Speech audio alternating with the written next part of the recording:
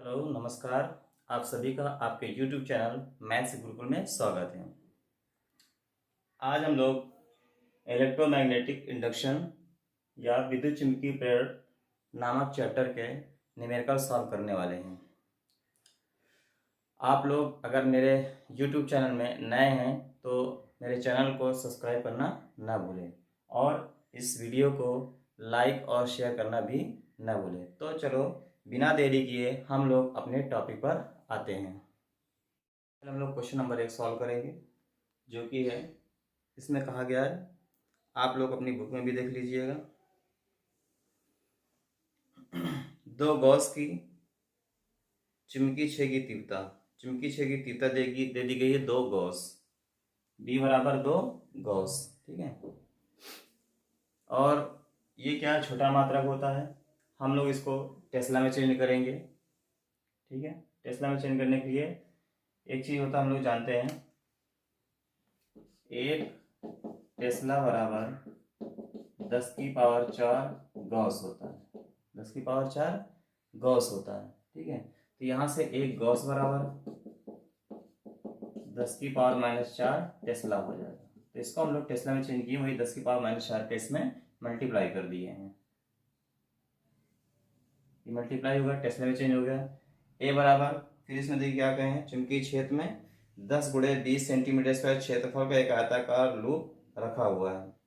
ये क्वेश्चन आप लोग अपने बुक में पढ़ लीजिएगा। ए बराबर दे दिया है 10 × 20 सेंटीमीटर स्क्वायर, ये हो जाएगा 200, और 1 सेंटीमीटर स्क्वायर को हम लोग मीटर स्क्वायर में चेंज करेंगे। 1 सेंटीमीटर में 10 की पावर -2 मीटर होता है, इसका स्क्वायर करेंगे ये 10⁻⁻4 हो जाएगा। अब ये क्या हो गया, देखिए इसको हम लोग लिख सकते हैं 2 × 10 की पावर 2, ये पॉजिटिव और ये निगेटिव, इससे जो है ये माइनस हो जाएगा तो -2 आ जाएगा, कितने मीटर स्क्वायर हो जाएगा। अब इसमें देखिए क्या दिया गया है,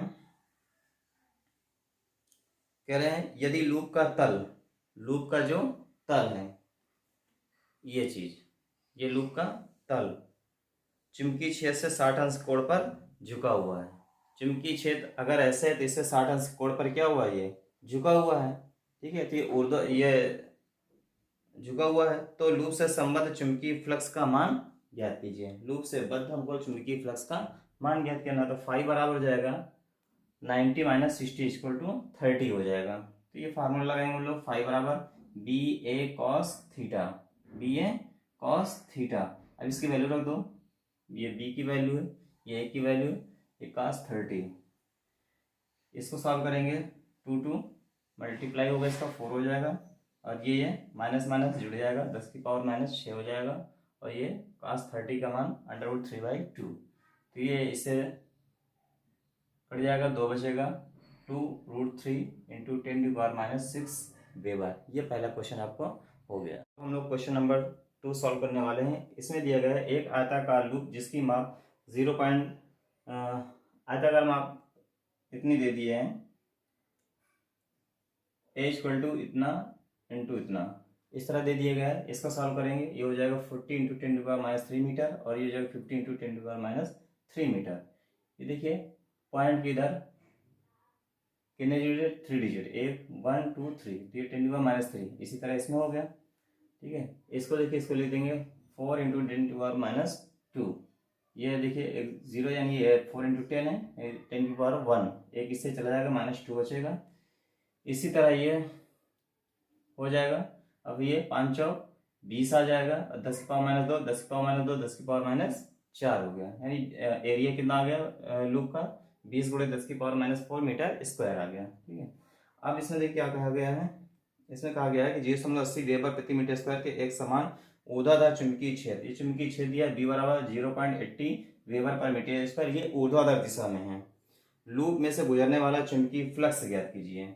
जबकि नंबर 1 दे दिया गया है, क्या पूछा गया है कि लूप में से गुजरने वाला चुंबकीय फ्लक्स ज्ञात कीजिए।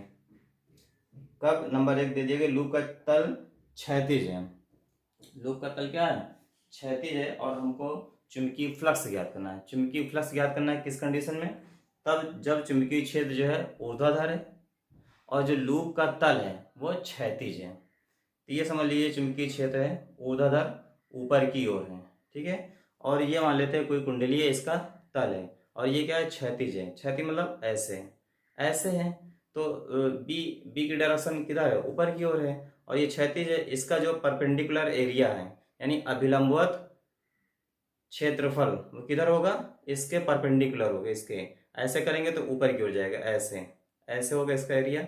और ये जो है चुंबकीय क्षेत्र जो है ऊपर की ओर दे ही दिया गया मैग्नेटिक फील्ड, और इसका जो एरिया है उसके डायरेक्शन जो है इधर की ओर, तो दोनों सेम डायरेक्शन में, यानी इनके बीच जो एंगल बनेगा वो कितना है, 0 डिग्री। तो यहाँ पर थीटा इक्वल टू हो गया 0 डिग्री, जो पहला पॉइंट दिया गया है थीटा इक्वल टू 0 डिग्री। यहाँ पर हमको चुंबकीय फ्लक्स कहते हैं। अब हम लोग एक फार्मूला जानते हैं इन सबसे रिलेटेड, फाइव बराबर बी ए कॉस थीटा। इनकी वैल्यू यहाँ पे पुटअप कर देंगे। बी की वैल्यू रखेंगे 0.80, ए की वैल्यू हमारे पास इतनी आई है ये, और यहाँ आ जाएगा cos 0, इसको लिख देंगे ये चीज, cos 0 का मान 1 होता है। ये 8 दूनी 16, 1 0 2 0 यानी 10 की पावर 2, इसे चला जाएगा 10 की पावर -4 आ जाएगा, ठीक है। ये हो जाएगा 1.6 इंटू 10 की पावर -3 वेबर। ये 0.1 हो गया। अब हम लोग 0.2 इसका सॉल्व करेंगे। 0.2 कहा गया है, बताया गया है कि लूप का तल जो है वो ऊर्ध्वाधर है। सेकंड नंबर में लूप का तल ऊर्ध्वाधर कह दिए हैं। ऊर्ध्वाधर कैसे, जैसे ये तो ऊर्ध्वाधर है, ठीक है। अब लूप का तल भी ऊर्ध्वाधर है, ये देखिए ऐसे कर दिया गया, ऐसे ऊर्ध्वाधर, ठीक है कर दिया गया। तो ये जो परपेंडिकुलर एरिया है इसका, ये डायरेक्शन ऐसे ऐसे होगा, ऐसे ऐसे, ये ऊपर की ओर और ये ऐसे ऐसे ऐसे, ठीक है। तो क्या हो गया, एक दूसरे के क्या हो गया, लंबवत हो गया, ठीक है। कैसे, जैसे मान लो ये एरिया, ये जो है चुंबकीय क्षेत्र यानी मैग्नेटिक फील्ड की डायरेक्शन इधर की ओर है, और इसका जो तल आया है इसकी दिशा ऐसे है, क्षैतिज जाएगी ऐसे, ठीक है। तो इनके बीच एंगल कितना बन जाएगा, 90 डिग्री, यानी थीटा इक्वल टू कितना हो गया, 90 डिग्री। और अब हमको चुंबकीय फ्लक्स निकालना है, यानी चुंबकीय फ्लक्स निकालना है, तो फाइव इक्वल टू होता है B A cos 90, cos theta होता है, थीटा 90, तो ये हो जाएगा बी ए, और कॉस 90 का मान होता है 0, तो पूरा कितना हो जाएगा, 0 हो जाएगा, ठीक है। तो यहाँ से पहले जो पॉइंट था दूसरे का, पहला पॉइंट उसका आंसर ये है, और दूसरे का आंसर 0 आया है, ठीक है। क्वेश्चन नंबर 3 सॉल्व करने जा रहे हैं। क्वेश्चन नंबर 2 और 3 सेम है, उसमें 2 पॉइंट दिए थे, इसमें 3 पॉइंट दिए गए हैं, फर्स्ट, सेकंड और थर्ड। जो फर्स्ट और सेकंड है वो आपका सेम रहेगा, जैसे उसमें आया फर्स्ट वाला थीटा इक्वल टू 0 और सेकंड वाला आया था थीटा इक्वल टू 90, सेम उसी एंगल पर निकालना है। बी ए की वैल्यू अलग कर दी गई है, लेकिन सॉल्व उसी तरह होगा। फिर क्वेश्चन नंबर तीसरे की बात कर, सेकंड नंबर, थर्ड का सेकंड, क्योंकि फर्स्ट और थर्ड तो उसी की तरह हो जाएगा। सेकंड सॉल्व करते हैं। इसमें देखो बी और ए दे दिएगा, 5 पूछा गया है। सेकंड में क्या कह दिया गया, कुंडली जो है वो चुंबकीय क्षेत्र से 30 अंश के कोण पर है। कितने कोण पर है, 30 अंश के कोण पर है। ये क्वेश्चन आप लोग बुक में जरूर पढ़ लीजिएगा, समझ में आ जाएगा। 30 अंश के कोण पर कुंडली झुकी हुई है, ठीक है। तो जो कुंडली का अभिलंबवत तल होता है, परपेंडिकुलर एरिया जो होता है, वो जो है मैग्नेटिक फील्ड से कितना एंगल बनाएंगे वो निकालते हैं हम लोग। जैसे क्वेश्चन नंबर फर्स्ट में किए थे, 90 से माइनस करके निकाल लिए थे, ठीक है। क्वेश्चन नंबर फर्स्ट में 90 माइनस 60 करके 30 पे निकाले थे। इसी तरह 30 दिया तो 90 माइनस 30 करके 60 पे निकालेंगे। फार्मूला वही रहेगा, B A cos theta 5 equal to, ठीक है। इसी को हम लोग सॉल्व करेंगे। इसके लिए 0, इसके लिए 60, इसके लिए 90, तो इसको आप लोग अपने से सॉल्व कर लीजिएगा। तो क्वेश्चन नंबर 4 सॉल्व करने वाले हैं।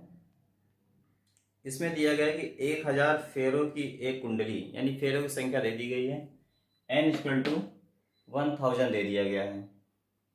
एक कुंडली का क्षेत्रफल a इक्वल टू दे दिया गया है 0.05 मीटर स्क्वायर, इसको लिख सकते हैं 5 × 10⁻² मीटर स्क्वायर, तथा वह 4 × 10⁻5 टेस्ला के चुंबकीय क्षेत्र के लंबवत रखी हुई है।